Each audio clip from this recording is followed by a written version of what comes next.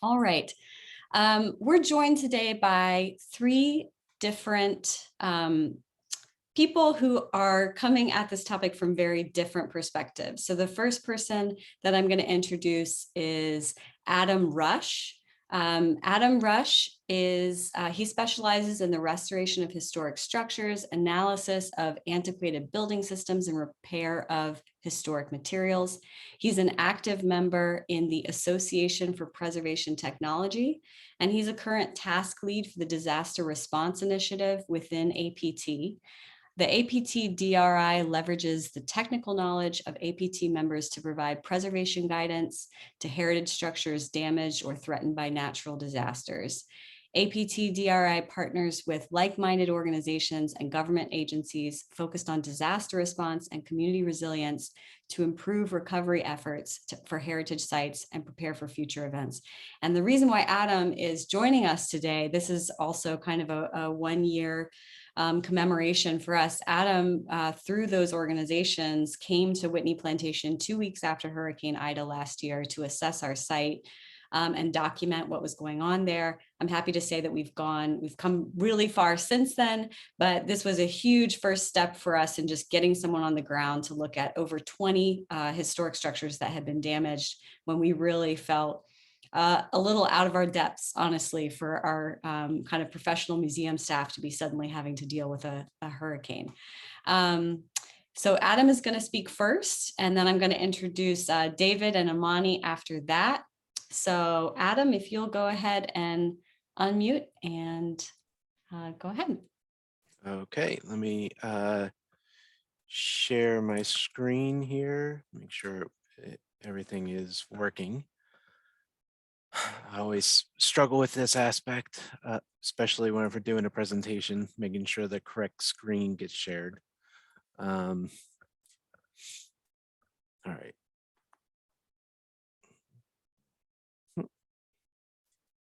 Okay, hopefully that's sharing properly. Excellent. Well, thank you, Ashley, for inviting me to speak today. I'm very excited and elated to hear that you have made as much progress as you have with restoring and repairing a lot of buildings that were damaged from the hurricane a year ago. And my presentation will not delve into the important work that you've done since the hurricane, but maybe just focus on the condition of the site right after the hurricane and some of the lessons we can take away from that for future events and for future sites. As now, let me go into the actual presentation portion here. Okay, so today I'm going to quickly go through a few different aspects, starting with a little bit of background about myself and the organization that I volunteer with and how we got involved with the Whitney Plantation. And then I'm going to talk about the location where the Whitney Plantation is and some of the hazards that it sees as a result, and some of the history of the buildings there that will play an important role in our understanding and how these buildings will react for different disasters. Then I'll talk about Hurricane Ida and what specifically happened, and we'll look at a lot of damage that was done to the site, kind of summarize the damage and lessons that we can take away for future endeavors. So I am a structural engineer. I've been practicing for 16 years. My focus is in historic preservation, and I volunteer my time a lot with APT, the Association for Preservation Technology. It's a professional organization of a lot of like-minded engineers, architects, owners, contractors, who will focus on sharing and learning from each other how best to preserve our built environment. In 2017, the president of APT at the time founded the Disaster Response Initiative, specifically to look at ways that we can help protect historic sites pre-disasters and after disasters. Organizationally, we're a part of a technical committee. It's very important within our organization to share this technical knowledge with many people both in and without the organization. And again, our focus is on resilience. How can we improve our built environment and those who maintain and manage those in our buildings to withstand disasters in the future? And then how can we best recover from these disasters?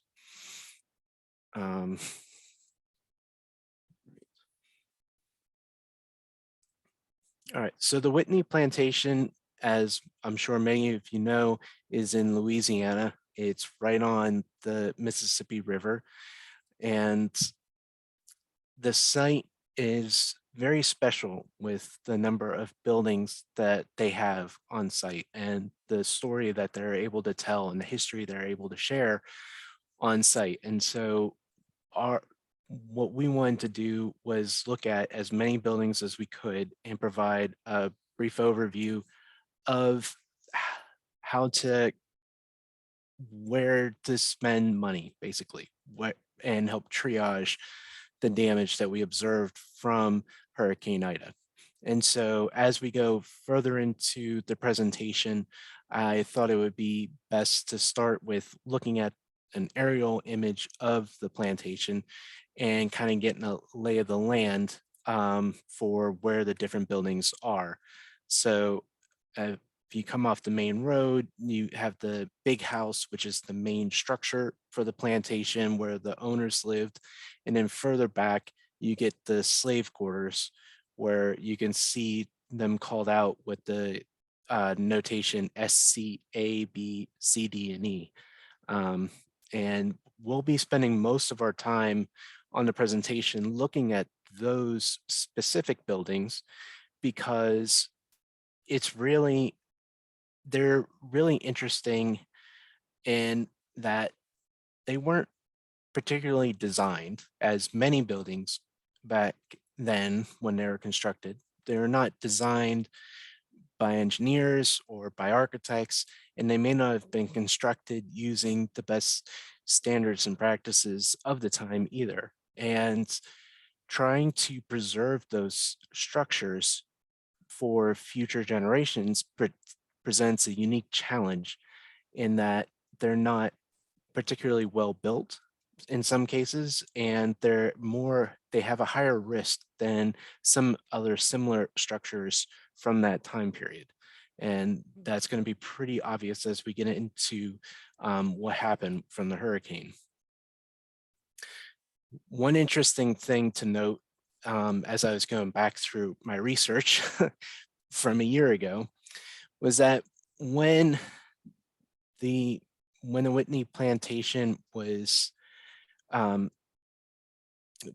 when they sought historic register application with the National Park Service, the slave quarters were actually not included in part of that application. And that's really surprising given the importance that they have for the current site. So being in Louisiana, what kind of hazards would these sites see? Besides just general gravity loads, which would just be standard weights, really the major hazards in this part of the country that we observe are from wind and from flooding. Now, the image on the left is taken right from one of our, primary documents for structural engineers, which has the wind hazards and the wind speeds that engineers need to design their buildings to resist.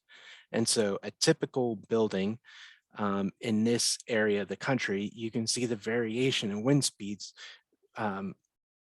It varies dramatically how close you are to the Gulf of Mexico.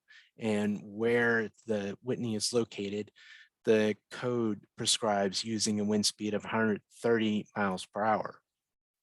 Now with the image on the right, the other hazard that this site would typically see, and many folks have to consider in terms of the actual chances of occurring, is with flooding. And being next to the Mississippi River, the the flood risk is actually you know, shoot, the flood risk, never mind. The flood from the Mississippi is actually held back with a series of okay, I wish I had written it down because now the word is escaping me, a levee.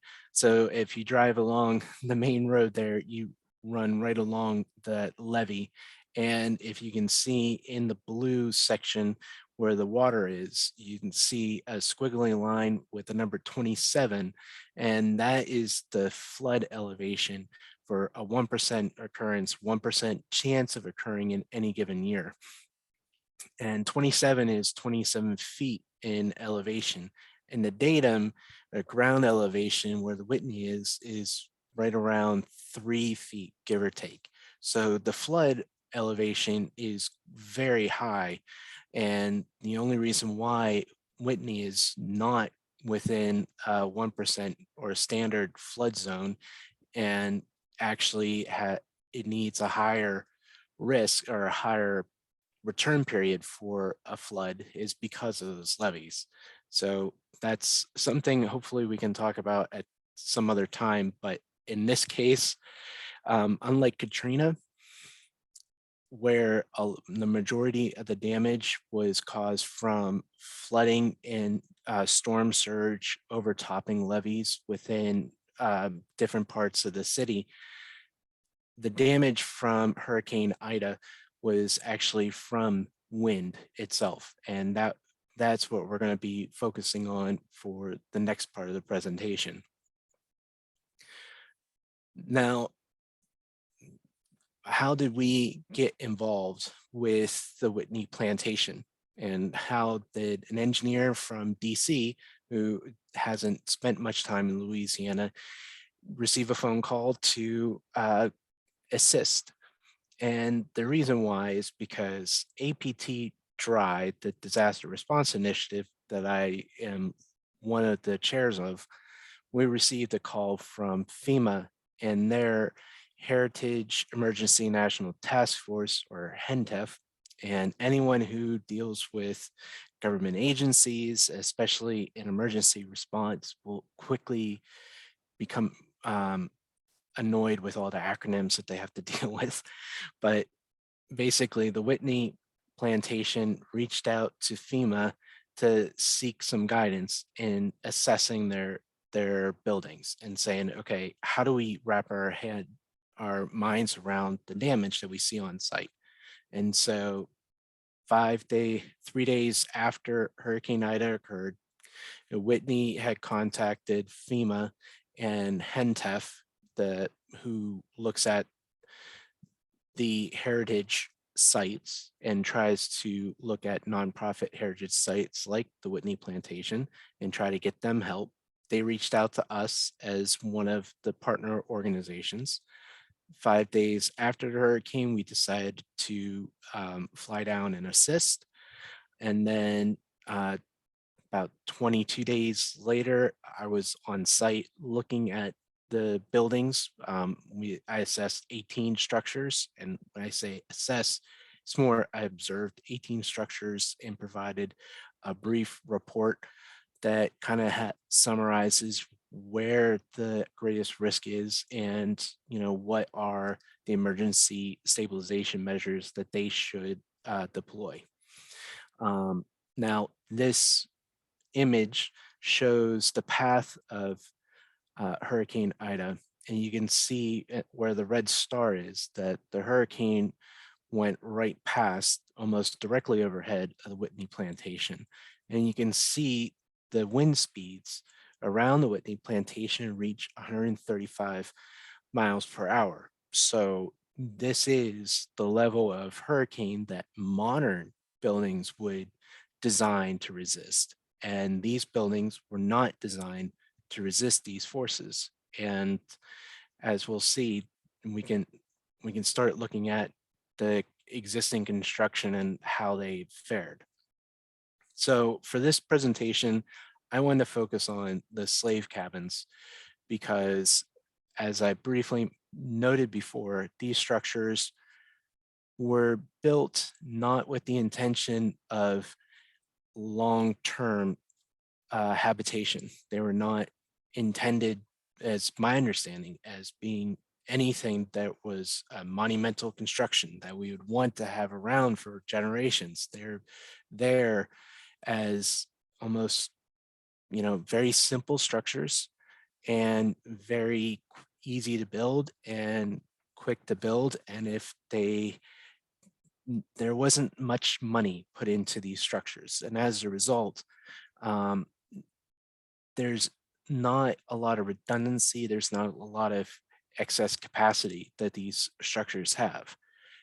The first two slave cabins that we'll look at were original to the site, as per my understanding, and the foundations on which they sit, you can see most of them are brick piers, but there are still a few tree trunks sitting placed directly on grade to support the floor framing. And the stable foundations from the masonry piers is actually very critical. And I think one of the reasons why slave cabin A fared so well. And I think it's also been maintained a lot more recently, where you can see supplemental framing for the floor system in the photo in the bottom right that had been installed. And it's this constant maintenance and upkeep that's needed to keep these buildings stable and in good working order. So slave cabin A actually fared pretty well. So it had some siding that was removed, and there are some locations where water could infiltrate the building and cause damage from deterioration long term. But as long as those areas are addressed, there and a few more lateral analysis in the future, which is not part of this quick study that I did a year ago, looking at this building and trying to think about how we can keep the historic building. What do we have to do what intervention would be warranted to keep it standing long term is something that I think would be great to look at in the future, and something that I think a lot of sites are going to be struggling with. Because at the same time, you don't want to replace all the framing and lose that historic character. Slave cabin B, also original to the site, fared a little bit worse, as you can compare the pre-Hurricane Ida photo and the post-Hurricane Ida photo on the left. You can see one of the posts collapsed and failed as a result of the hurricane. You can see some of the deck framing is missing as well, but the roof surprisingly remained intact. Once that post collapsed, there was enough redundancy in the roof system to essentially cantilever that corner and keep it from collapsing, which is really remarkable and very fortunate. This building also, this one, I think there was more observable water damage on the floor framing long term. And I think just, wood structures, especially in these wet environments with insects, this is a kind of deterioration that you'd see. It's not really storm damage. And so it was fortunate that this building didn't sustain more damage. It looks like the roof was also recently redone. It was in terrific shape. And now on to, I think there are 4 more slave cabins that were not original to the site and were placed here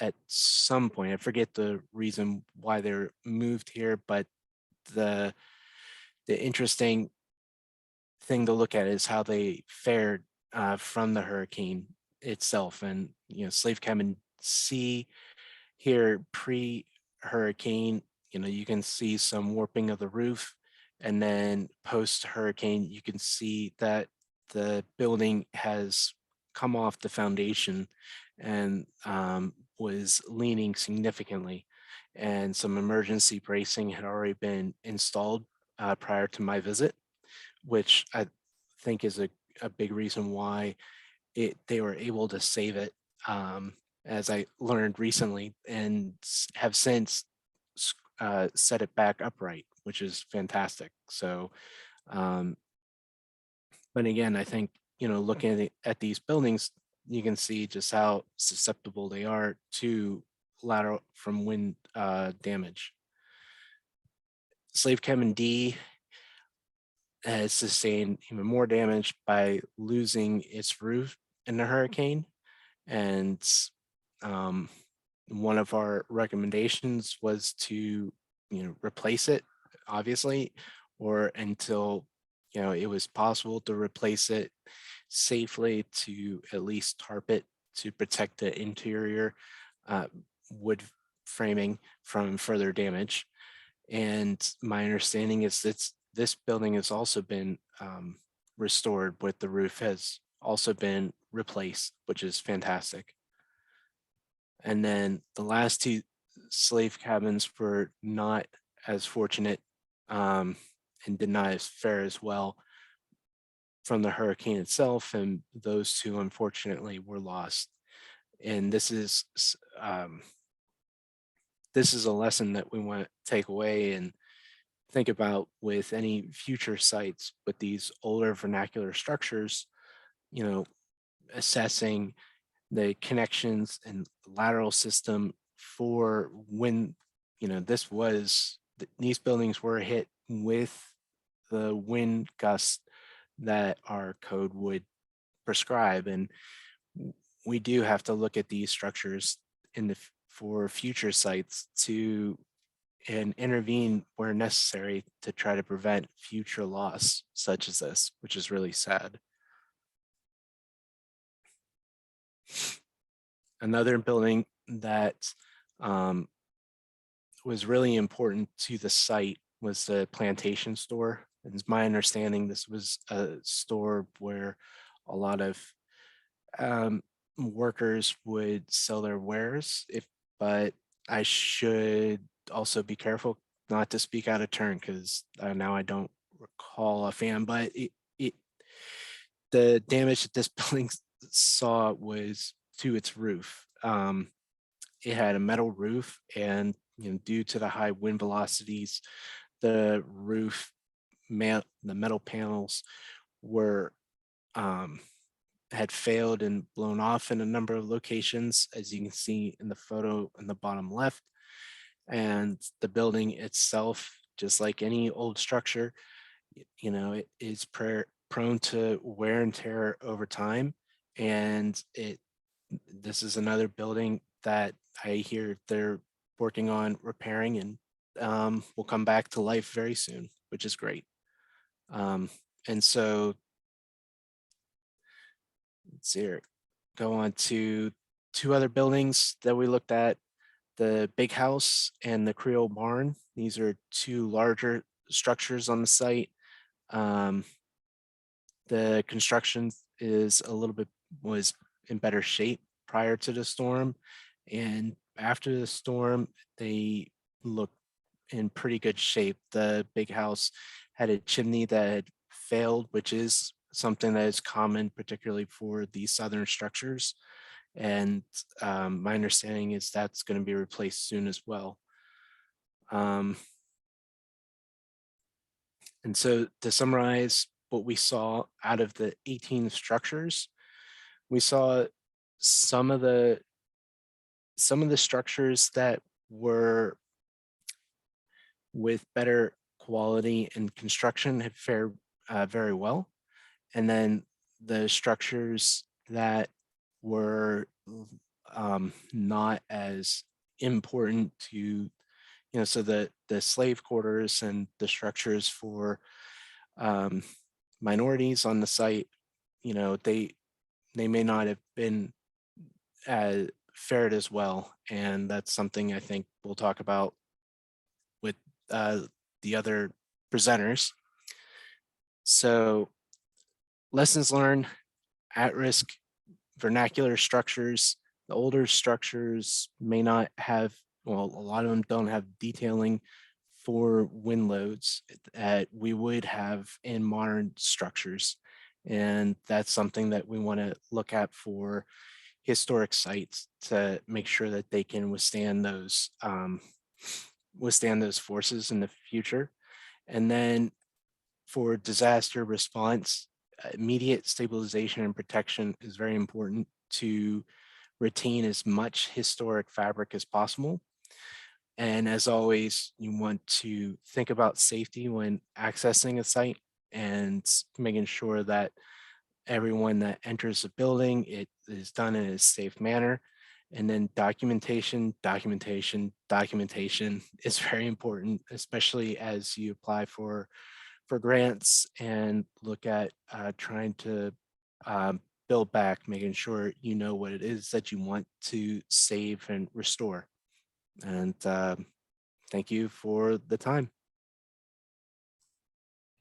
Thank you so much, Adam. It's so interesting to see these pictures just right after the storm and think about how much has happened. And, as I mentioned, Hurricane Ida was really a catalyst for thinking about, interpreting and doing programming about climate change and current issues, because Whitney Plantation will certainly see another storm just as strong as this one, if not stronger, in the coming years. And so, we're doing a little bit better now, and we're definitely coming back stronger. But I think what you said about the kind of lack of care in the construction of the slave quarters is really, really critical.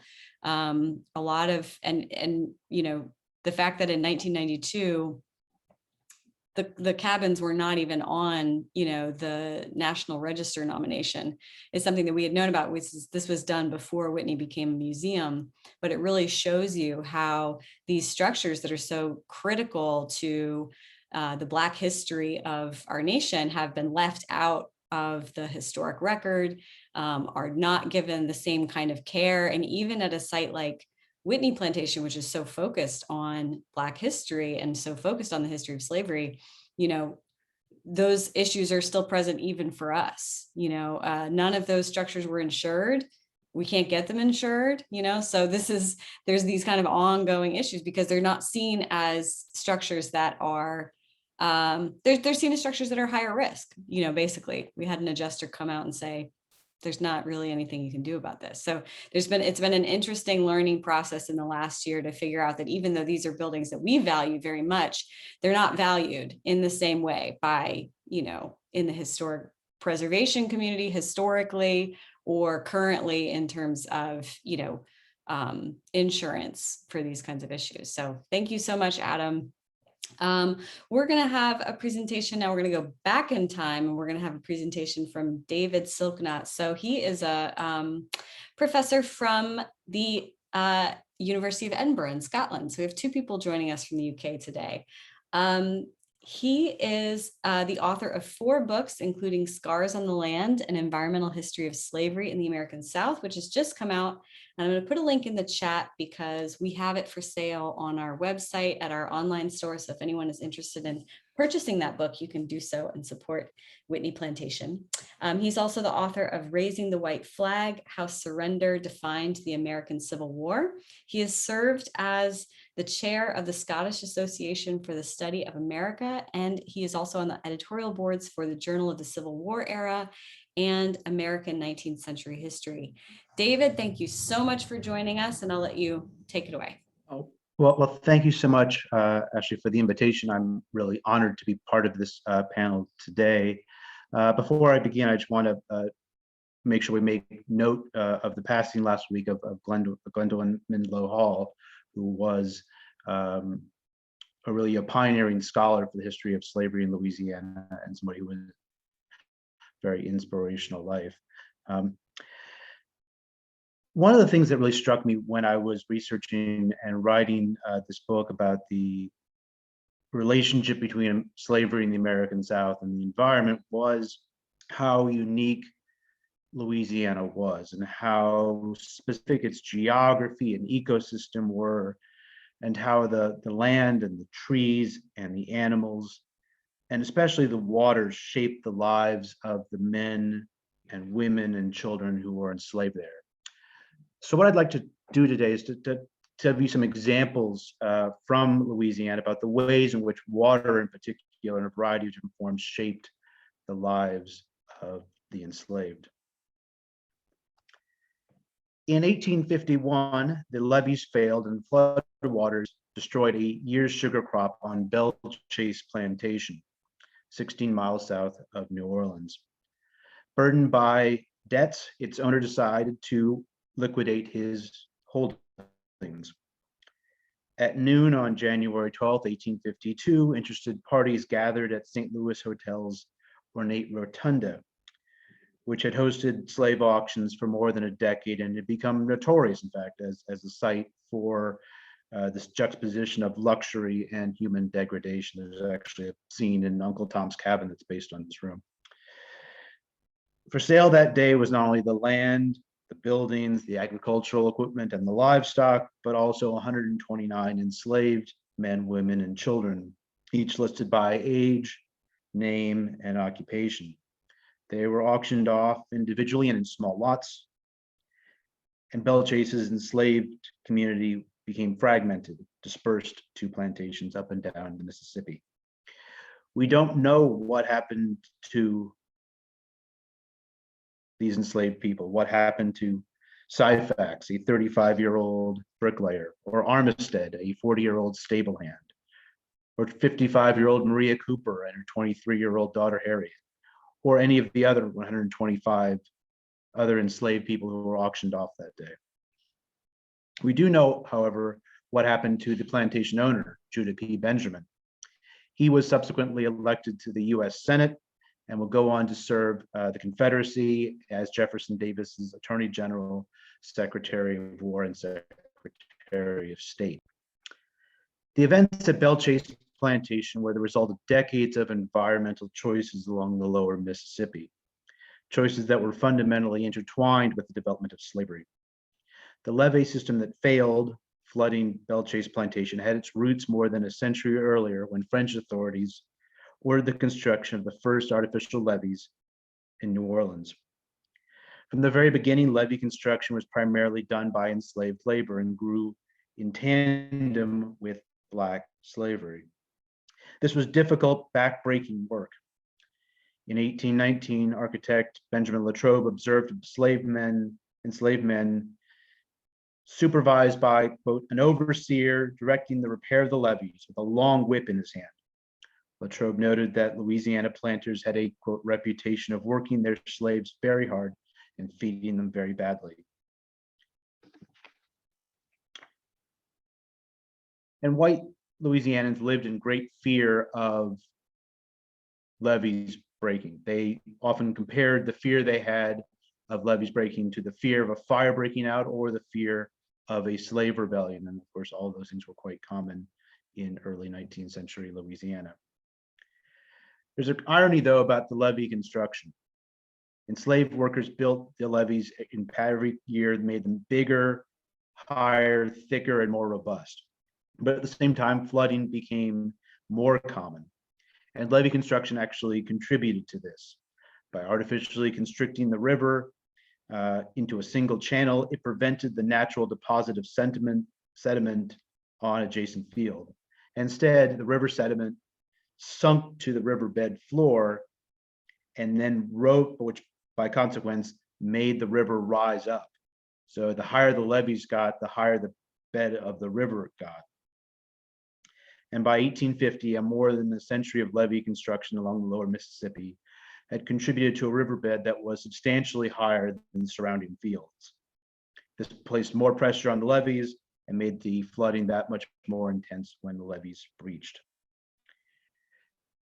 When levees broke, and they often did, enslaved people suffered the worst effects. As soon as a crevice was detected, enslaved men from nearby plantation were dispatched to repair the breach. One particularly large breach in 1849 took 500 enslaved men 48 days to close. This was dangerous and difficult work that left at least one dead and dozens injured. The floods also inundated slave quarters. Slave quarters were very often located on low ground, and so they would emerge from the flooding caked in mud. All the property that enslaved people kept in the cabins would have been destroyed, and oftentimes the cabins themselves would have been destroyed. Furthermore, as we saw in the case of Belle Chase Plantation, flooding sometimes prompted slave sales, breaking up families and communities. Then, as now, Louisiana also experienced devastating hurricanes. Indeed, we have lots of evidence of hurricanes hitting colonial Louisiana and antebellum Louisiana. And when hurricanes hit, enslaved people often had the worst consequences. There's probably the best example of this, the hurricane that hits in August of 1856. It's a hurricane called the Isle Dernier hurricane, or the Last Island hurricane. It's named that because of the island that it hits first. This was a resort island, Last Island. It's basically a large sandbar just off of the coast of mainland Louisiana. That was a popular resort for planters, as the sea breezes made it somewhat cooler than life on the mainland. And in the 1850s, there was a hotel on this island. There were about 20-something cottages and dozens more slave quarters. And when this hurricane hit, the storm's outer edges, when it hit the island, the winds from the hurricane destroyed the slave quarters almost instantaneously. This was a slow-moving storm, and I think for those of you who've been through hurricanes know that slow-moving storms can often be the most dangerous and deadly. The slow-moving storm lingered for 4 hours over this island, and it reached its apex in the early afternoon. One survivor described the sea waters rapidly advancing on both sides of the island, and quote, fiery lightning almost constantly illuminating the heavens. Flying debris and a 13-foot storm surge destroyed nearly all the buildings on the island. More than 200 people died, half of them were enslaved. Survivors weathered the storm aboard rafts or by clinging to debris, fearful that they would drown or be eaten by sharks. Survivors found the storm surge had permanently cleaved the sandy island in half. And you can see there at the top of this image, the island both before and after this hurricane hits, and it really does split the island in half. The last island hurricane then passed onto the mainland, which goes slightly west of New Orleans, making landfall in St. Mary's Parish. It then barrels northward and struck the heartland of Louisiana's plantation belt. An overseer recorded that the storm surge raised the Mississippi River 1 foot over the levees, destroying the entire rice crop. One newspaper noted that everywhere in the storm paths, quote, sugar houses and dwellings, Negro houses and barns were blown down and strewn about the fields. We also have an account of this hurricane from the perspective of an enslaved man by the name of William Walker.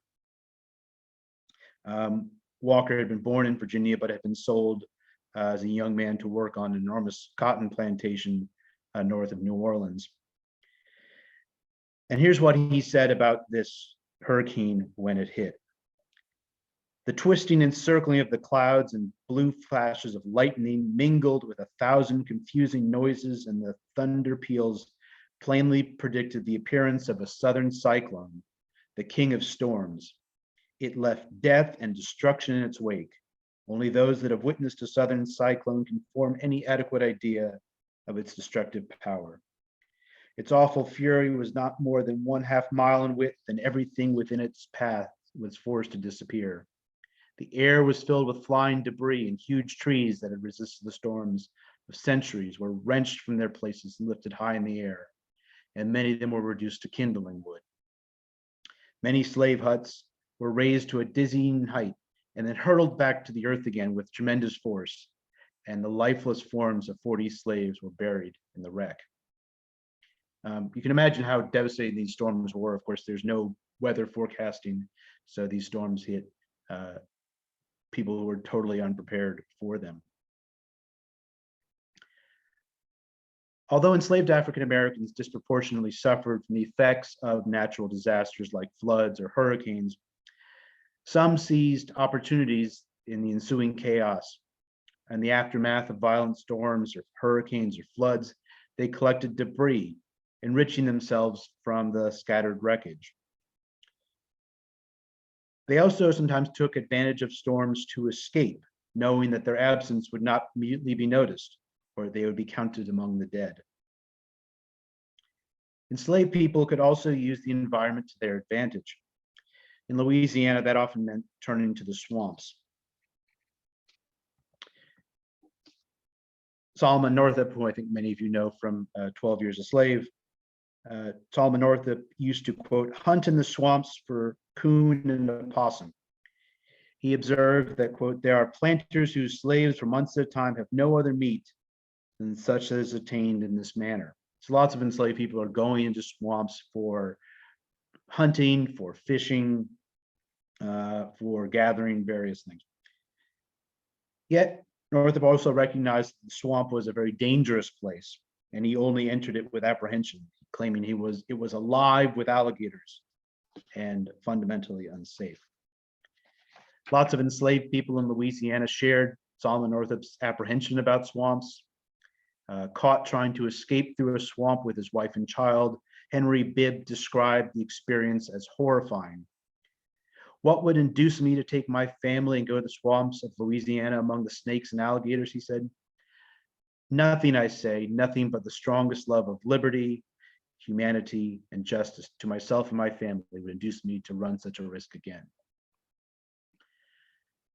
Some enslaved people chose to run away to swamps permanently and live in swamps. And we're learning a great deal, historians are learning a great deal in recent years about these communities of enslaved people who are living in swamps, not only in Louisiana, but in Virginia and the Carolinas and Georgia. These maroon communities existed in many different places in many different ways, but they are a fundamental part of the enslaved experience. Louisiana's largest documented maroon community lived in the swamps between New Orleans and the mouth of the Mississippi. Access to this swamp refuge required wading through chest-high water, in reedy marshes, and through dense woods, rendering the maroon landscape invisible to the uninitiated. With a population of approximately 100 people, this maroon community used the environment's inhospitality as a primary defense strategy. Spread thinly over a vast territory, the Maroons remained highly mobile, disappearing at the sign of interlopers. While they were still able to leave the swamp, for opportunities for trade presented themselves. Indeed, we know Maroons were sometimes visiting New Orleans at night to barter for food, for ammunition, and for other supplies. During the 1870s, this vast Maroon community fell under the leadership of a mysterious figure whose name in Spanish records appears variously as Saint Malo, Juan Malo, or San Malo. Starting in March of 1783, Spanish authorities began a series of raids into the swamp. Over the next 2 months, they managed to capture 43 Maroons, but Saint Malo remained at large. All these swamps are terrible and so vast it is impossible to attack all the Maroon settlements which are spread out in the swamps, complained one Spanish official. The Maroons' luck, though, wouldn't hold out for long. In June of 1784, Spanish militiamen tracked down St. Malo's band in the swamp, fired on them, and pursued them through waist-deep water. and they managed to capture 17 Maroons, including St. Malo himself, who was subsequently executed after a very brief trial. Some Spanish officials thought that St. Malo's captured meant the end of the Maroon problem, but within about a decade, there was evidence of new Maroon communities being established within the swamp. The situation did not change significantly when the United States purchased Louisiana in 1804, so right after the Louisiana Purchase. Governor Claiborne attempted to entice Maroons to leave the swamp and return to the plantation. He offered them a general amnesty, which apparently none of them took. And Claiborne was wise enough to know he did not have the military resources or the knowledge to be able to go into the swamp and find them. Demographic and environmental change ultimately did more to squash Louisiana's Maroon population than military action. In the 1820s, a series of canals built primarily with enslaved labor drained millions of acres of swampland, opening them up for cultivation. And cypress swamps gave way to sugar and rice plantations. Even against this environmental transformation, enslaved people continued to flee into the swamp. Those who ventured deep into Louisiana's swamps still encountered Maroons. In the 1820s, ornithologist John James Audubon, many of you are familiar with the Audubon Society, frequently explored the remote corners of the bayou miles from the nearest plantation. Traveling with his dog, Audubon worried about encountering alligators, but rarely saw other people. On one particularly hot summer day, Audubon was trekking through the swamp. He said his pack consisted of 5 or 6 wood ibises that he had shot, for illustrating later, and a heavy gun, when he heard a stentorious voice commanding me to stand still or die. This startled Audubon, who raised and cocked his gun when he saw a man emerge from the underbrush, armed with a rusty firearm. Cautiously, they both lowered their weapons, perhaps recognizing that neither of them wanted a violent confrontation. "I am a runaway," admitted the Maroon, pleading, "Please do not kill me." Audubon, who had spent a lot of time in the swamp, did not imagine that anybody could actually live in there. And he asked this Maroon, "Why have you left the plantation? What can there be in this swamp that can make it able for you to live?" And man, next answer Audubon's question, he said, "Look, you are very deep in the swamp. My camp is very close by. You will not be able to reach home by nightfall. Come with me and I will tell you my story." And so Audubon does, and they head deeper and deeper in the woods. And Audubon is amazed at how agile this Maroon man was in navigating the swamp. Audubon thought he knew how to make his way through swampland, but he was just amazed at this person's agility. And just before they arrived at the camp, the Maroon, Audubon says, emitted a loud shriek, not unlike that of an owl, to alert his family that they were approaching. And there, Audubon says, "In the heart of the canebrake, I found a regular camp. And nestled in the swamp, the Maroon family had furniture. They had a pile of bear and deer skins that served as a communal bed." Audubon noted they had venison and sweet potatoes roasting on a fire. And Audubon saw this Maroon man's wife and their 3 children. They ate. The runaway, which is what Audubon called this man, arranged Audubon's clothes to dry and offered to oil his musket. And only then does he tell him how he ended up there in the swamp. He says, 18 months ago, the man who had owned him and his family had gone into debt, and the runaway had seen his wife and children sold away. And as a consequence, he said, on a stormy night when the elements raged with all the fury of a hurricane, he had run away to the swamp. And then in the weeks that followed, he had managed to find his wife and children and bring them back with him, quote, until at last the whole objects of his love were under his care. Despite the remoteness of their camp, this maroon family was never cut off from the broader enslaved social networks. At night, the runaway had frequently returned to the plantation, where friends provided him with supplies, including ammunition. By day, he hunted deer and gathered berries in the swamp. To provide for 5 individuals is no easy task in those wild, Audubon observed. While the swamp served as a sanctuary for many enslaved people, it was rarely a paradise. The struggles, I think, for environmental and racial justice that we face today are very different from those faced by enslaved Louisianans. Yet, if we are to learn anything from this history, it is that they are fundamentally connected and intertwined. The fight for racial justice and the fight to save the planet are not competing priorities, but part of the same struggle to make a better world. Thank you.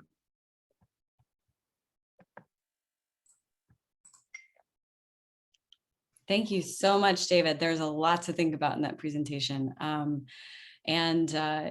of the things that we started interpreting at Whitney, if you've been there recently, we have a few signs that we've put up close to where the cabins that Adam showed us were destroyed, talking about historic storms, because of course, as you point out, these weather events, while they are increasing and, in many cases intensifying because of land loss and issues like that, these are issues that were faced also by enslaved people who had very little warning, very little protection. And we know at Whitney Plantation, there are documented instances of storms hitting the plantation and laborers who weren't enslaved at that point. It was after slavery, but in the late 19th century, who died in their cabins because of those issues that Adam points out. So these are still, these kind of reverberating issues. So thank you so much.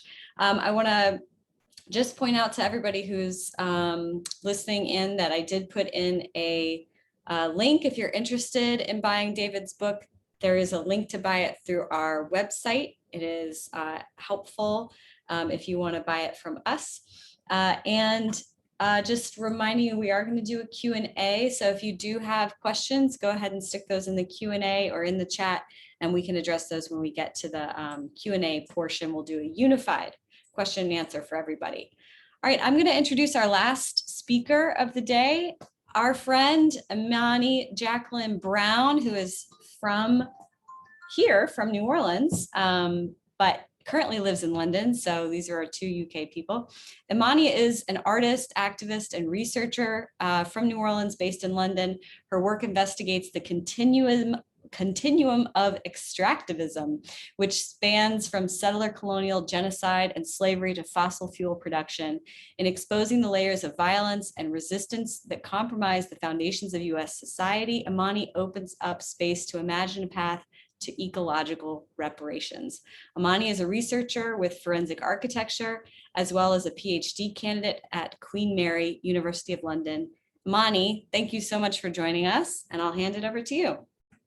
Thanks so much, Ashley. And it's been really wonderful and informative to listen to Adam and David. And it's such a great program you've put together, and it makes so much sense for us all to be speaking my own work. And I'm going to just jump into my slideshow here.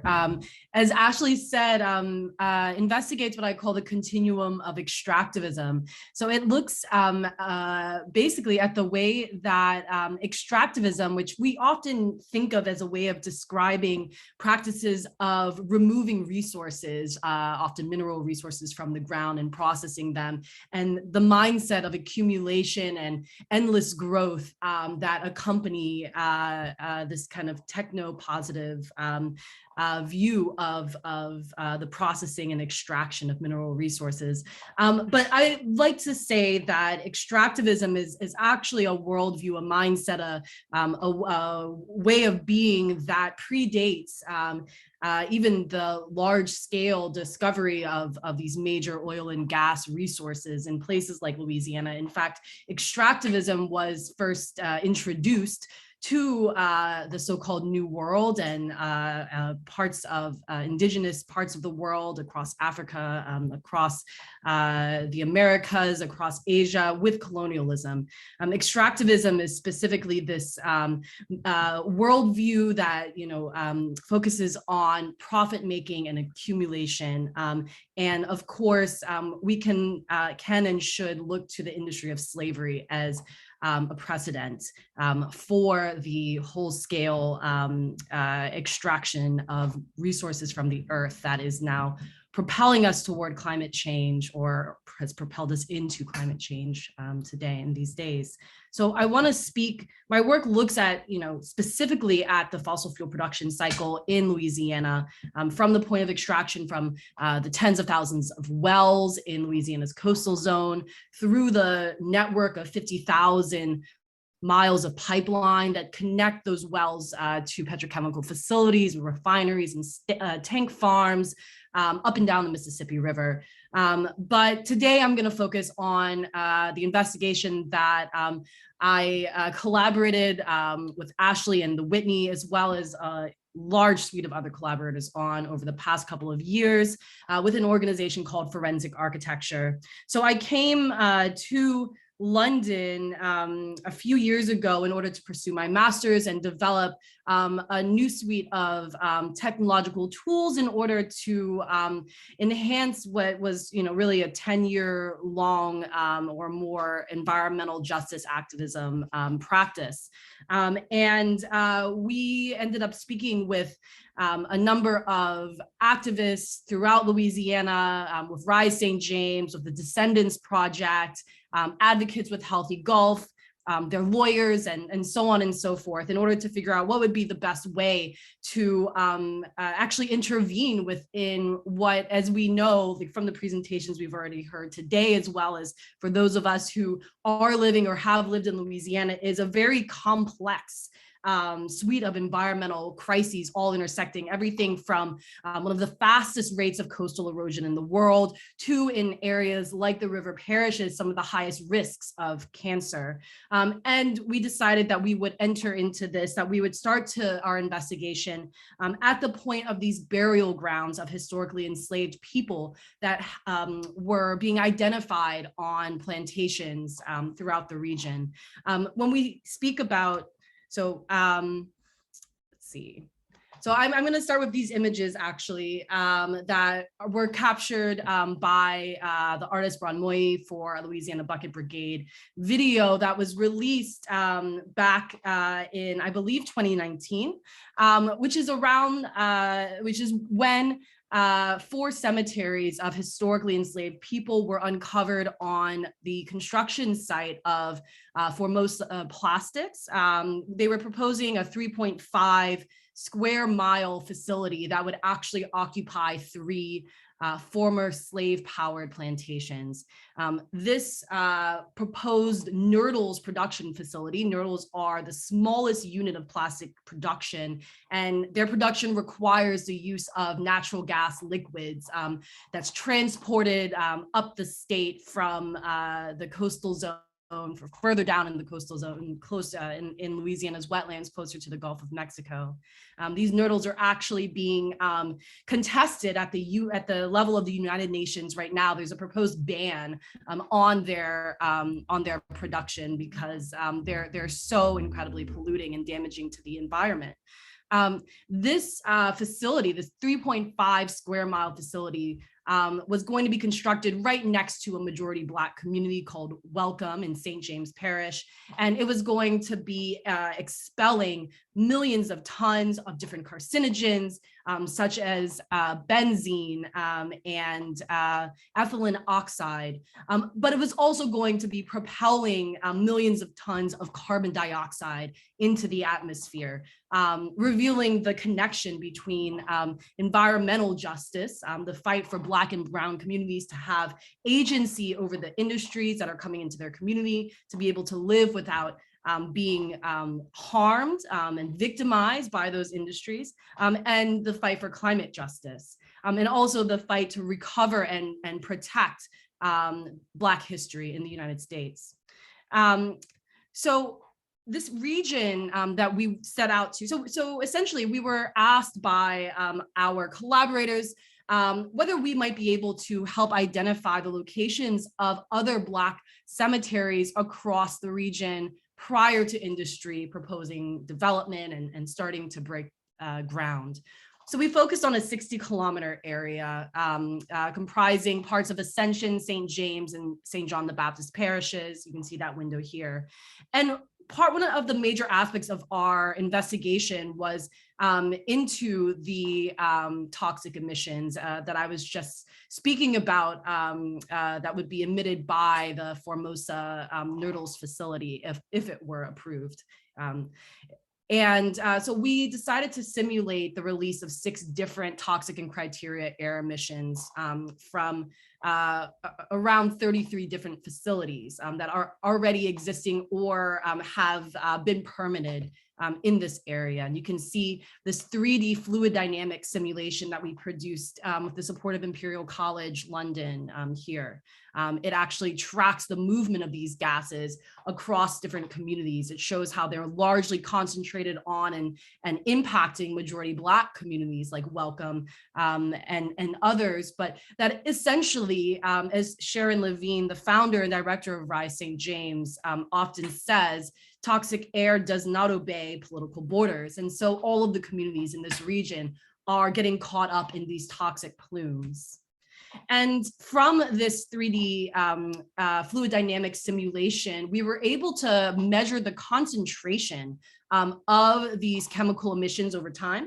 I guess just to say the data that we used to produce the simulation came from the Louisiana Department of Environmental Quality. And all of that information is publicly available and free for anyone to investigate and download and access. But by looking at the concentrations, we can see here it's a sort of heat map. So the more red or violet the color, the higher the concentration over a 12-hour period of, in this case, particulate matter, PM 2.5. And so you can really see how these petrochemical facilities are these hotbeds of toxic air emissions that are imperiling the health of their neighboring communities. So now the thing about these neighboring communities, I mentioned that the ones that are located closest to the plants are majority Black communities. Indeed, these are communities that are largely made up of descendants of formerly enslaved people. And the petrochemical plants themselves, as mentioned previously, are occupying the footprints of fallow sugarcane plantations. So in this way, when we look at the maps, the concentration maps, these plume simulations, we can really think of them as a key illustration of this notion of the continuum of extractivism, the way these plantation plots have given way to these highly polluting industries. So in order to conduct our investigation, we knew we needed to travel back in time. And so we consulted with a number of archaeologists, including Don Hunter and Ryan Gray, who introduced us to a method that they called cartographic regression. And we decided to take that methodology to the next level by feeding a lot of historic materials into our geographic information system software. We use a program called QGIS, which is also free and open to the public, available for download. And so we sourced archival cartographic materials spanning 140 years. We sourced aerial photography, and here you see this GIF of the aerial photography starting in 1940 and tracking forward every decade.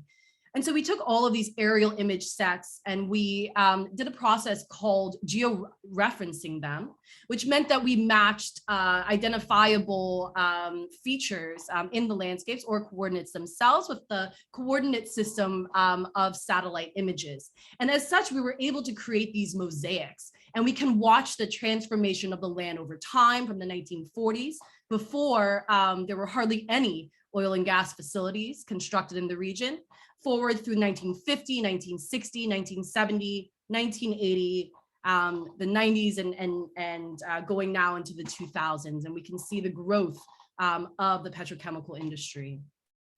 And we analyzed all of these materials. We studied these historic maps which we sourced from 1877, 78, and 1894. And even though they are postbellum maps, they were drawn after the Civil War and after the emancipation of the enslaved population, they went into incredible precise detail, delineating all of the plantation properties and marking all of the structures on them. Unfortunately, I don't have time today to go into immense detail, but it's really fascinating because these maps, because they were produced during the Reconstruction era, we can really see 3 different periods of history recorded therein. We see some plantations that are still maintaining an antebellum building structure, spatial layout.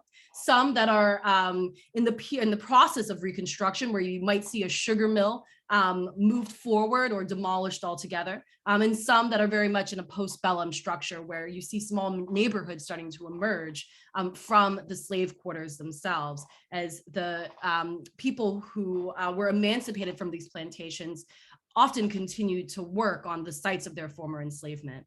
And on a few very rare occasions, a few dozen occasions, there are cemeteries mapped. And this is one such example from the Homas or Monroe Plantation, which is located in Ascension Parish. And this is the site that was recovered thanks to genealogists, activists such as Kathy Hambrick, and others who were able to contribute to blocking or convincing Shell to not expand their refinery, their Shell Convert refinery, onto the adjacent property that they owned after 3 cemeteries were discovered around 2015.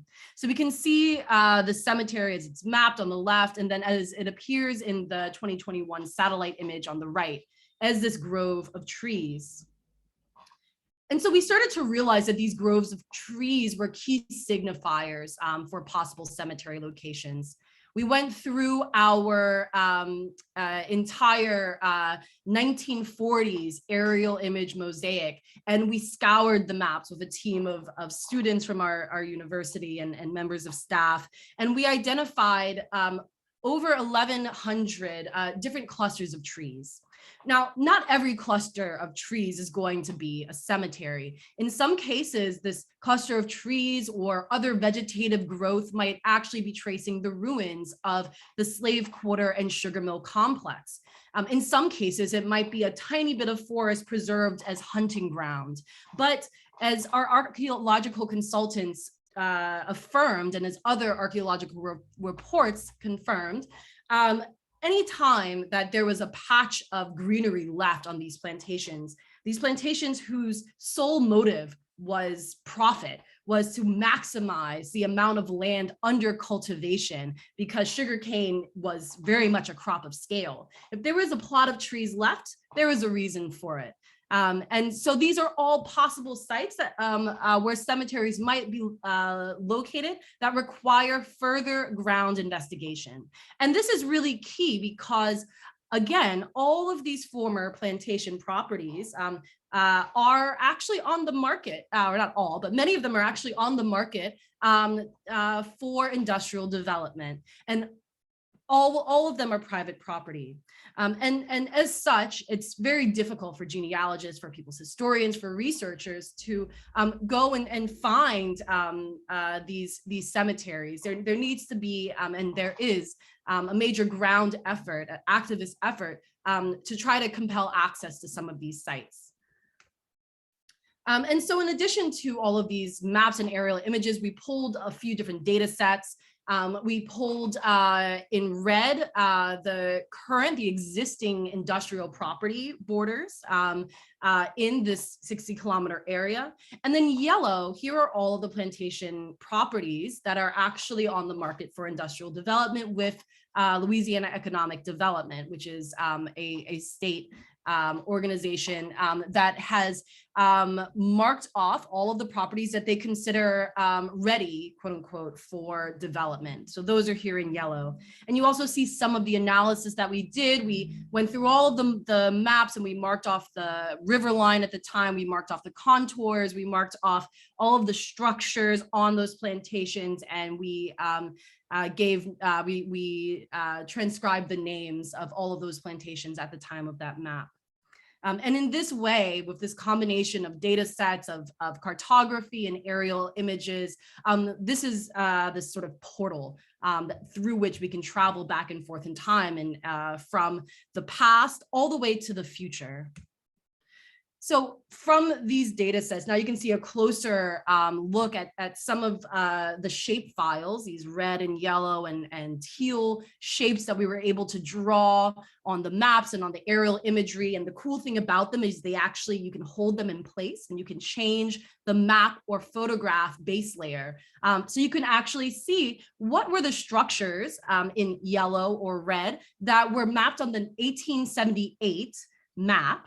How do they relate to the land as it looked in 1940 as on the left, or in 2021 as on the right?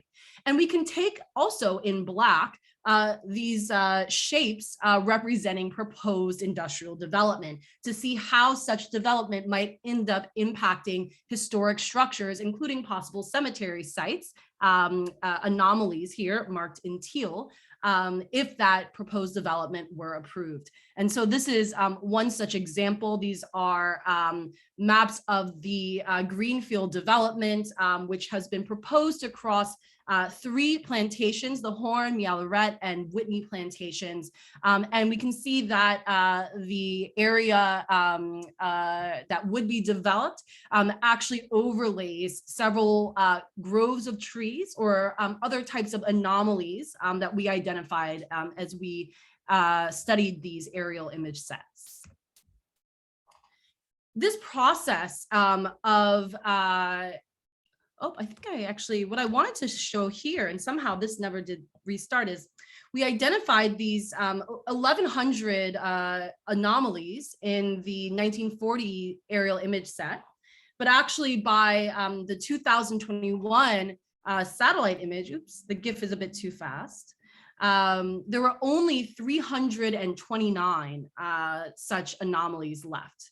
So many of these sites, hundreds of these sites, had actually already been impacted by industrial development. So we have here a sample of 6 such anomalies, these groves of trees that here are selected because we consider them to be highly likely to be antebellum cemeteries based on their location and a number of other factors.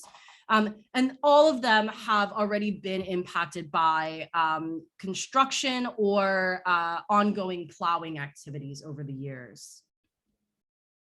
And this just really drives home the importance of being able to see what are all of the properties that are up for sale on the market, what is the possible risk to them.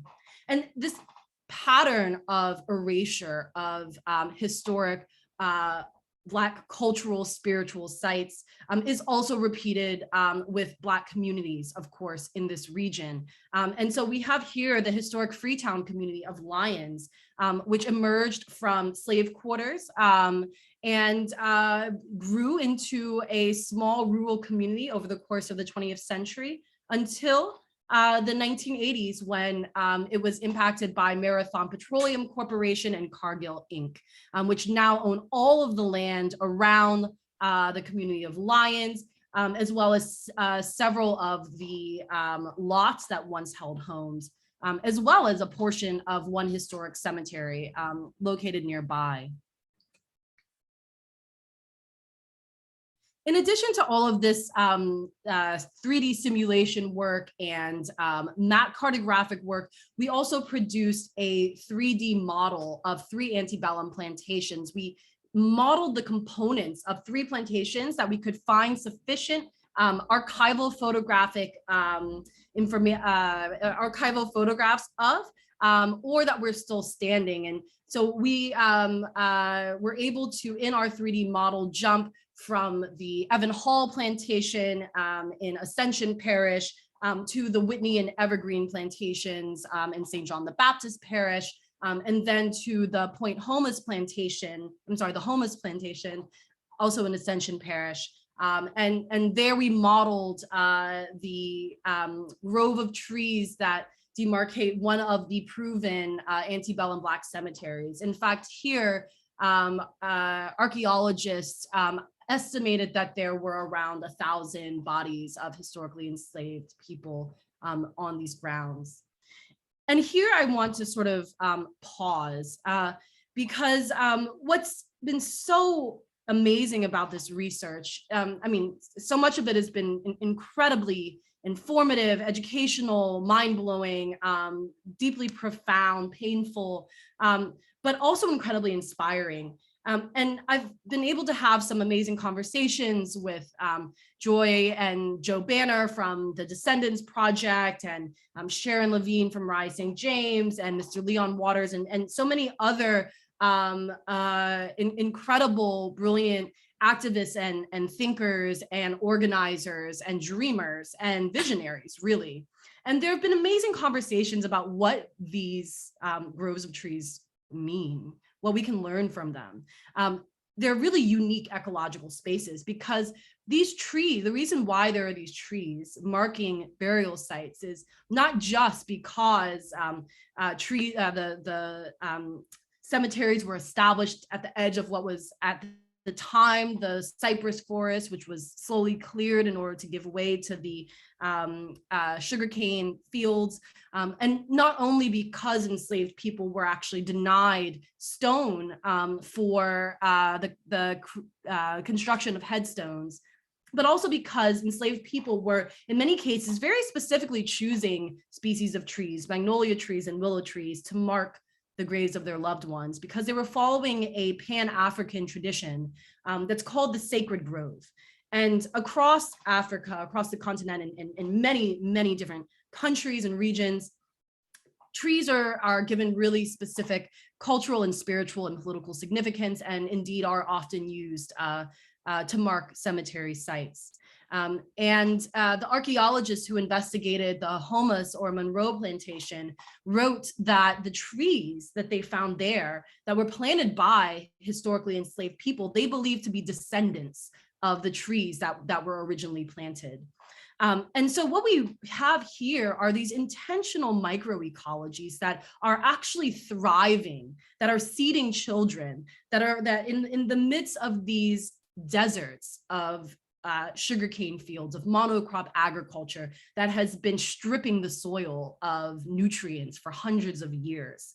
And these groves of trees are, according to many, the front lines of resistance against the expansion of the petrochemical industry.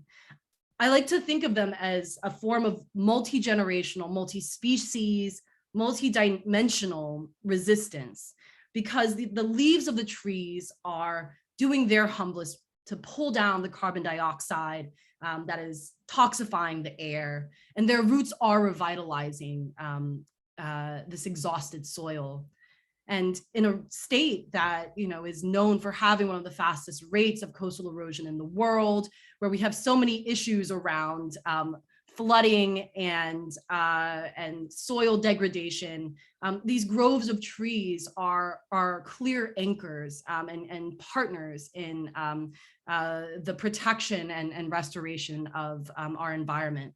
And so what's really interesting to me is to think, you know, to end here and think about how these groves of trees, these historic sites, have something to teach us, perhaps, about how to actually contend with some of the environmental degradation that 300 years of extractive violence has caused.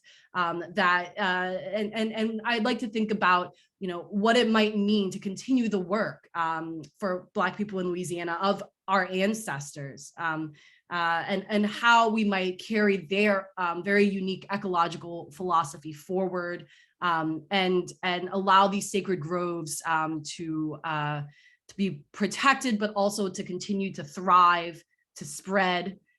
Perhaps these are seeds for the restoration of the cypress forest that was cleared to the expense of us all. So I'll end there. Thank you very much. Thank you so much, Imani. That was so amazing. And every time I see Imani, show these maps, I don't know how everybody feels about this, but it just, it feels like we're collapsing all of this history, and you can really see that. I wanted to show folks on Google Maps. This is one of the things that Imani is talking about, and you shared that photo that shows what potentially the Greenfield grain terminal is going to, take over parts of historic plantations. But this is the Whitney Plantation site here. And you can really clearly see, like, well, not to, I'm quoting here, David, you can see the scars on the land, but it's true. You can see these really clear scars of what historically Whitney Plantation used to look like. We only own this kind of like really super developed sort of jagged spot here by the river. That's the extent of our property today as a museum. But historically, Whitney Plantation was about 1,700 acres. And we don't own the land that the slave quarters used to sit on. Historically, they were about a half a mile. And you can clearly see here, this is the road. I mean, it's still just it's actually still a road. This is the quarter road. This is where all of the cabins were.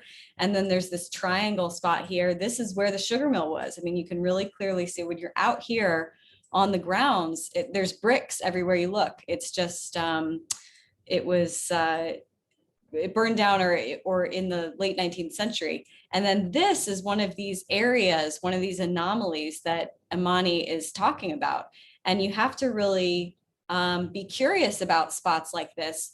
If everything else around it is fields, why are there trees right here? And it's so close to the quarters, so these are the kind of curious spaces. I just wanted to kind of show people that even if you play around on Google Maps, you can see this stuff without even seeing, you can be curious about these spaces without even seeing the historic maps. And it's been so interesting to see Imani's work identify these same spots on those historic maps. So we can see, that our curiosity is really, it's really true. I want to get into a Q&A. So if anybody else has any, we have a few questions in here, but if anybody has any other questions, please feel free to put those in for the panelists here. I'm gonna start at the end and move backwards.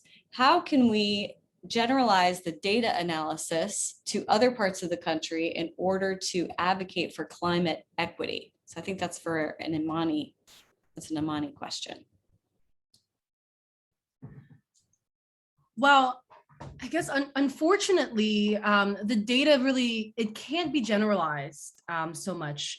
The research is incredibly site specific, and of course, Louisiana, everywhere is very unique. Louisiana is a very unique place. It has a lot of very specific, climatic, geologic, features that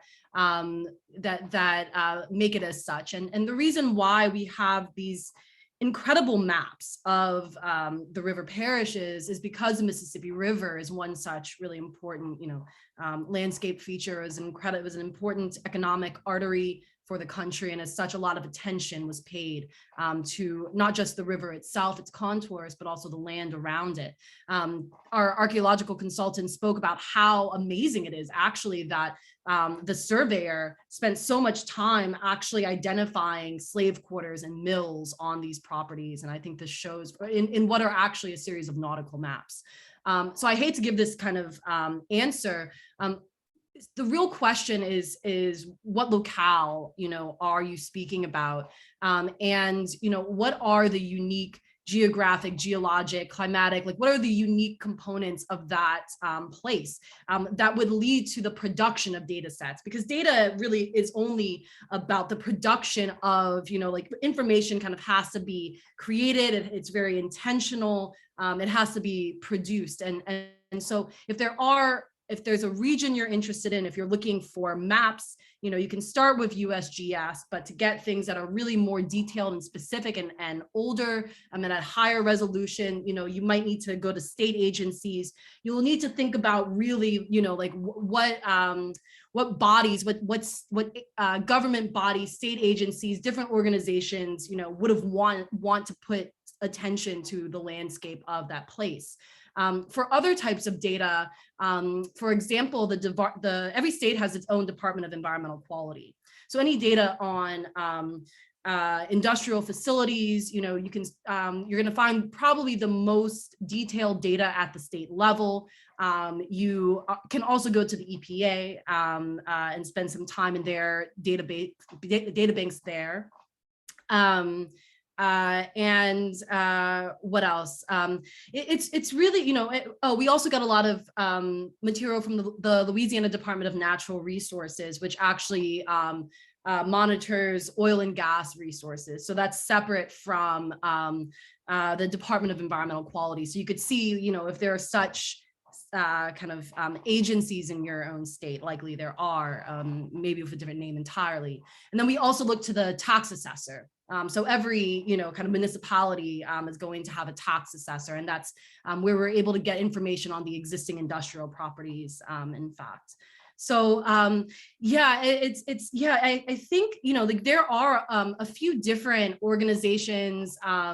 Frac Tracker is one, you know, like there are a lot of different kind of national NGOs that are trying to harvest data from different extractive zones across the country and then compile it in one place, so that this kind of generalization can occur. But it's really hardcore, exhausting, painstaking work. And it takes a lot of like digging around and asking questions. Adam, looks like you have your hand up. Do you have a response on that one? It was more of a question along those same lines, and I was wondering if Imani or David, if either of you are familiar with the rights of way and access to historic trails in Britain and UK, and whether that can be used as a framework for providing public access to historic sites such as these in the future.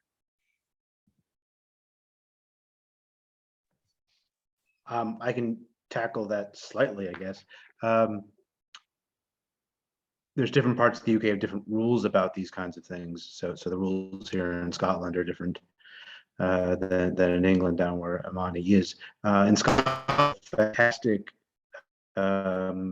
right to roam law, which basically means that all private property is in fact open to the public, and except for people's like, which means that everybody has access to, in theory, everything. So you can go camping wherever one like. So we can get access to places that would be, you know, off limits in the United States, but it's probably not exportable as a property model for into Louisiana, I don't think. People have a very different understanding of what private property is and how it works.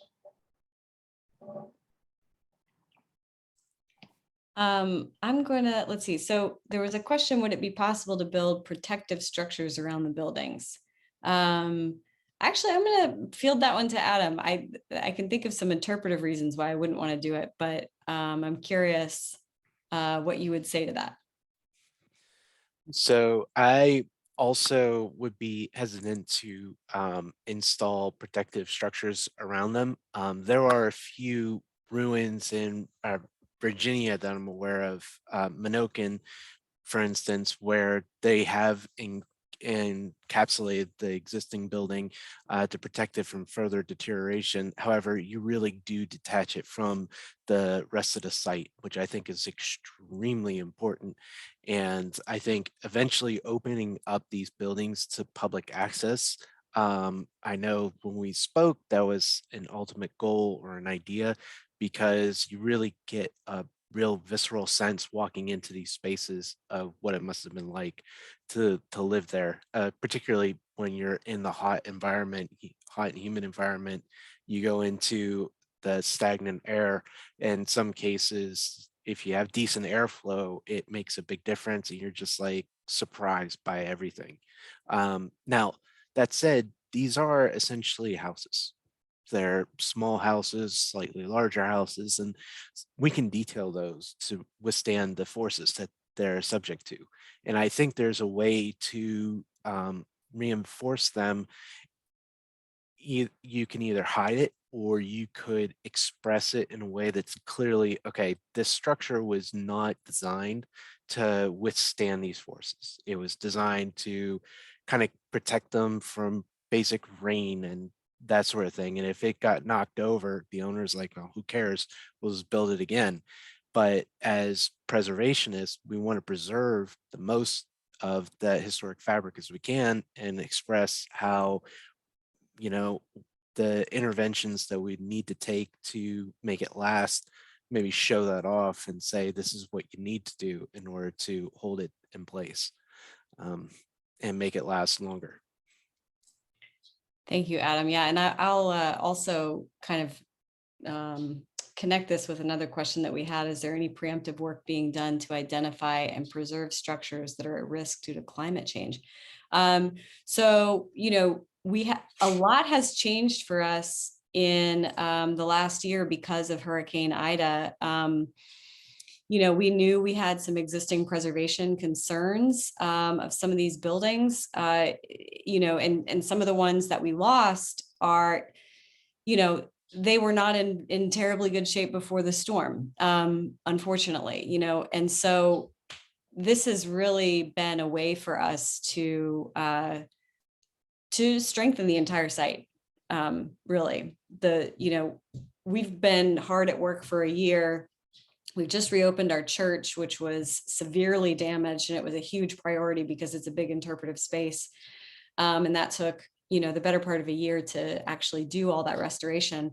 It's going to be in much better shape now than it was before the storm. It's going to be much better suited to withstand the next storm. The two buildings, the two cabins that Adam showed, as he mentioned, we've righted those up. We're rebuilding roofs, rebuilding porches. And so those buildings too are going to be in much better shape. The whole goal here, and something you said, Adam, like, you mentioned having people regularly inside of them. That was one thing that really shifted for me. After the storm, I realized that the buildings that did the best were the ones we're in all the time. And, there's a lot of reasons for that. Things don't deteriorate quite as fast if you have eyes on them. So it really became a priority for me to make sure we have eyes on every building and inside every building as much as we possibly can. So we're now we've hired an architecture firm. We're doing an architectural master plan this year with Smith Group from DC. And we're going to be working on a big plan, interpretive and site plan to use every building on our site. And that means a lot of things. We're expanding our interpretation, we're expanding our staff. We've added a historic preservation director. I mean, there's been a lot of movement. We've just gotten a very prestigious grant from the National Trust for Historic Preservation. So the Plantation store is going to be fully restored to how it looked probably in the 1950s, and it allows us to interpret the Jim Crow era of the plantation. That's going to be added to the tour in 2023. These things were all goals, but like I tell you what, being hit by a Category 4 storm was traumatic and terrible, but it really jump-started a lot of these programs for us. So the answer is yes, we are doing a lot more work now to preserve structures and make sure that we don't have this level of destruction again. We had a question in here, and somebody actually brought up solar farms yesterday in our conversation. So I want to ask this question. What do you think solar farms will do to the river parishes? Is that a less evil form of extractivism, or is it better to continue raising cane and other agriculture? I think it's an interesting question. Imani, do you have anything, or anybody have any ideas about that? I couldn't possibly answer. I don't think that it's really my I don't think it's my purview to, I guess I know to say how folks in the parishes should be using, should develop their economy. I think I would love to hear residents answer that question, because I know that there is a lot of economic visioning happening, and I'm sure there would be some amazing answers from local folks. That's such a good point, Imani. I think, and that's, so the Descendants Project is our now kind of like our, one of our sister organizations, founded by former employee Joy Banner, and headquartered in Wallace. And they're really concerned about, a range of issues that affect the descendants of this history that we're talking about. And I think, not to speak on their behalf, but what I've heard them say is that it should be up to people in those communities to decide what happens, and so often those communities have been left out of that conversation. It's so much plantations and it's petrochemical, and it's like, those are the only answers for economic development. So I think that's something that Joy and Joe Banner have talked a lot about, is having these alternate ideas about economic development, but that being something that they decide.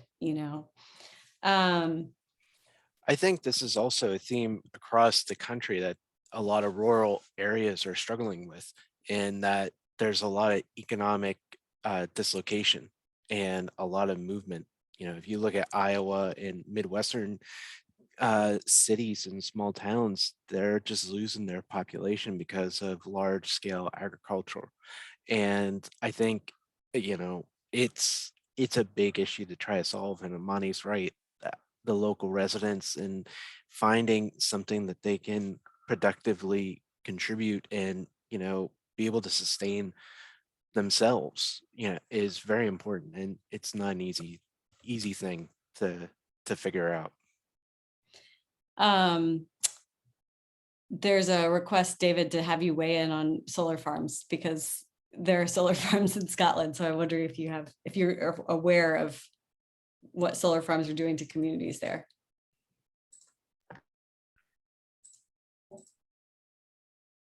Yeah. So there are some solar. You think Scotland wouldn't have a lot of solar stuff because it is cloudy here a lot of time, but there are solar panels here. There's also lots of wind farms, and there's been controversy over them, but for the most part, the local communities are in favor of the kind of energy independence and the environmental benefits that wind and tidal and solar provides to the community and to the planet.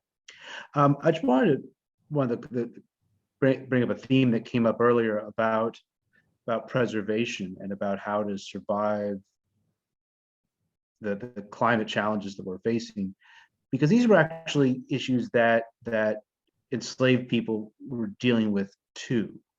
Thinking about, how do we live in a way that will allow us to survive when the next hurricane happens or the next flood happens, because especially in Louisiana, but also in places like the Sea Islands, which have a similar kind of ecological vulnerability to them, they're making choices about how they build their homes, how they build their neighborhoods, to make sure that the next time the big flood comes or the next hurricane comes, that they can survive, that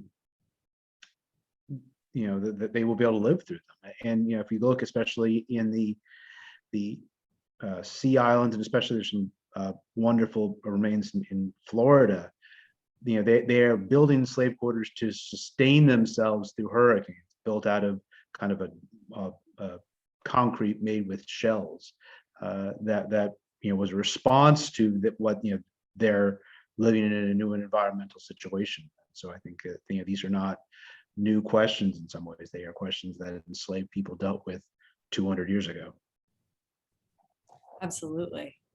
We have another question here. Imani, is your GIS layer publicly available for consultant use with identifying unmarked burials?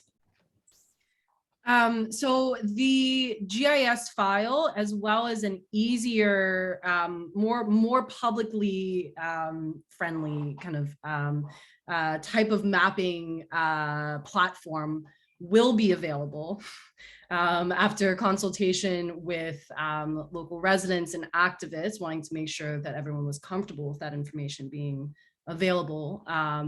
Yes, it will be.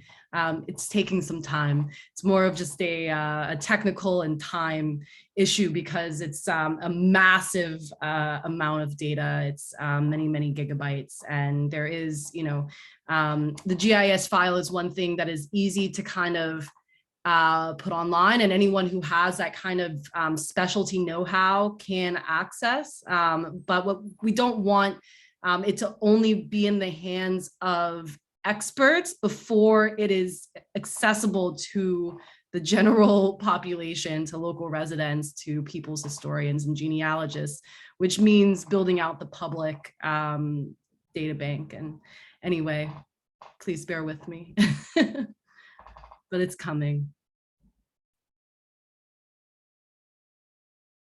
You're muted, Ashley. Oh, I also just wanted to say, I mean, with regard to the solar panels, it seemed like maybe the person was asking about perhaps the environmental impact or the quality of life impact of solar and wind farms, which, maybe is hopefully David was able to answer that. But, I think in general, obviously, like any kind of renewable energy is extremely, I mean, everything, it's extremely complex, right? To discuss, the extractive nature of, solar panel production and which requires lithium and so on and so forth. And so there really is no perfect solution when it comes to trying to take our existing economy and social structure, like our society, and just kind of plug it into a new power source. So it is a conversation that requires, I feel, it's a whole other panel discussion that would be actually really, it would be amazing. I would love to hear. I know there are lots of activists locally discussing the solar farm moratorium that's been coming up in the river parishes, and like hopefully I haven't been a party to them, but I would love to hear the nuances around balancing all of the various concerns. And but yeah, in terms of the immediate, human and environmental health impacts, certainly solar and wind are better than petrochemical, if I can go out on a limb and say that. Yeah. Let's see. So we have, what sources would you recommend for further reading on sacred groves and other intentional microecologies? And I think that actually that could be a David or an Imani question, because David, I'm sure you've done a lot of reading on that kind of source. Oh, you're still. Imani, why don't you go first? Yeah. You're the. Well, I would love to hear your answer, David. I'm just gonna grab this book.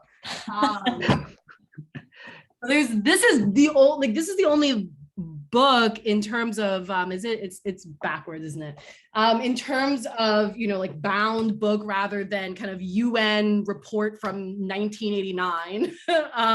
But it's called it's an edited volume called African Sacred Groves: Ecological Dynamics and Social Change by Michael Sheridan and Celia Nyamweru. And it's fascinating. It's a great start.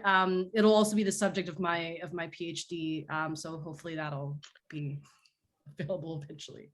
Tell me, David. Sure. Well, so the things that occurred to me when you think about space and religion and sacred spaces for enslaved people is how often enslaved people went into the woods, went into the swamps, and saw those spaces as places, obviously, where they could hunt, where they could, gather, where they could trap, where they could find an alternative geography that wasn't controlled by their enslavers, right? And we can think about Nat Turner, for instance, who famously led the slave revolt in Virginia in the early 1830s. He saw himself primarily not only as a slave revolt leader, but as a religious figure who went into the woods and met with other enslaved people there and talked with them about the ways in which he was interpreting the stars in the sky and other kinds of things. And so there's a lot of really great work on Nat Turner that would be, I think, very helpful for people who are trying to think about how enslaved people are using sacred groves, woods, swamps as places for community, right? In communities that sometimes stretch beyond individual plantations to neighboring plantations. There's a whole scholarship on enslaved religion about the ways in which these spaces were sacred and refuges in a variety of different levels. Also, I would say you mentioned a kind of a phrase that I associate with Stephanie Camp, "Closer to Freedom," which is a really great. That's where I stole the phrase from. Yeah, yeah.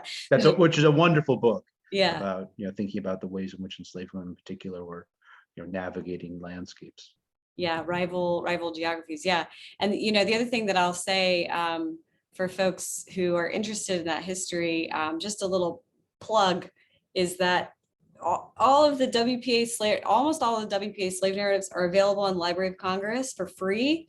You can download the PDFs and they're keyword searchable. This is a really super critical feature.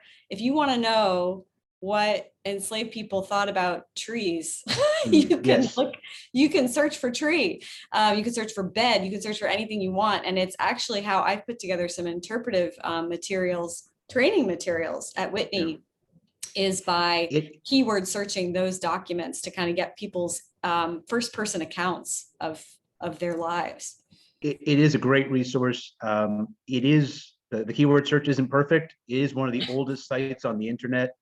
I think that site was put up like 20 years ago, and I'm not quite sure they've updated it fully as well. The other place to look if you want to get the voices of the enslaved, though, besides WPA narratives, is that nearly all fugitive slave narratives are available on Doc South, which is a site run by the University of North Carolina. And that's also searchable, and you can find, if you want to narrow it down to ones from Louisiana, but if you want to read any of them, they're all available for free to read anywhere in the world. And it's a really wonderful resource. Awesome.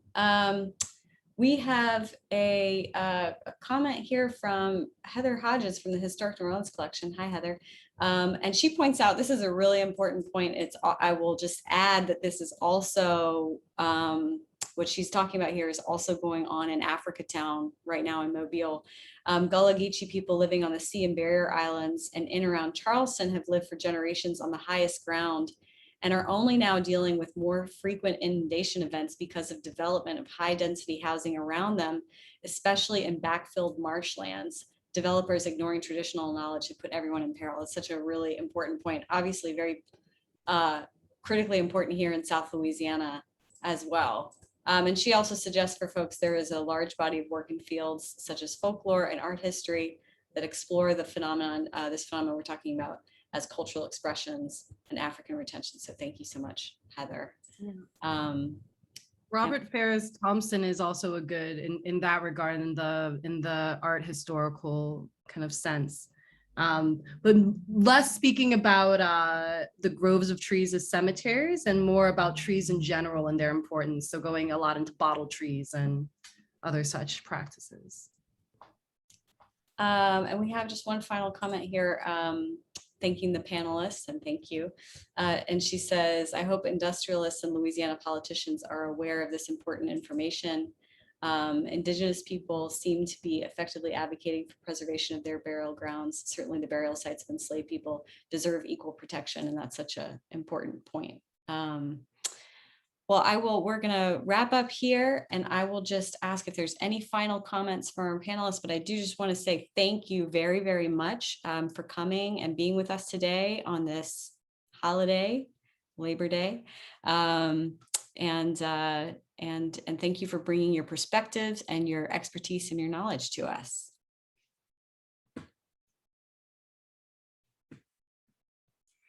It was fun. Thank you for inviting us. Really enjoyed it. Thank you very much. It's wonderful. Yeah. And I think this is a conversation we need to continue. I think this is the connection that the drawing between environmental justice and racial justice is some of the biggest struggles the United States and the rest of the world is going to be facing in the generations to come. And we need to have these conversations today and tomorrow and for the foreseeable future, because I think these are issues we need to address simultaneously. Absolutely. Well said. Well, thank you so much. And yeah, I hope to stay in touch with you both. With you three, Ashley, I know we'll be in touch. Yeah. Okay, thank you so much for everybody. If you want to catch the recording of this or email it to your friends, it's going to be up on our website, on our YouTube page. And please stay in touch with us for any future events that we are running at Whitney Plantation. And we're open for tours every day except Tuesdays. So thank you all and good afternoon. Bye.